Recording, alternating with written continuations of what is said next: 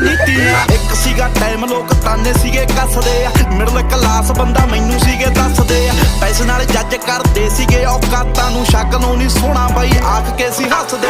ਮੈਂ ਕਿਹਾ ਬਾਈ ਉਹ ਤੂੰ ਗੇਮਾਂ ਦੇਖੀ ਪੈਂਦੀਆਂ, ਕਰਦਾ ਜੋ ਗੱਲਾਂ ਇਹ ਸਦਾ ਨਹੀਂ ਓ ਰਹਿੰਦੀਆਂ।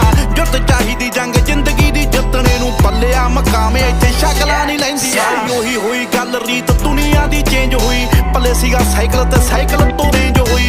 ਮਾਰਦੀ ਐ ਗੱਲਾਂ ਸਾਲੀ ਦੁਨੀਆ ਤਾਂ ਵੇਲੀ ਐ, ਹੁਣ ਦੇਖ ਜੀਟੀ ਰੋਡ ਉੱਤੇ ਕਿੱਲੇ 'ਚ ਹਵੇਲੀ ਐ। ਦੇਖ ਮਾੜਾ ਟਾਈਮ ਤੇਰਾ ਦਿਲ ਕਾਹਤੋਂ ਕੱਟਦਾ, ਟਾਈਮ ਨਹੀਂ ਉਹ ਦੌਰ ਆਇਆ ਮੂਸੇ ਵਾਲੇ ਜੱਟ ਦਾ।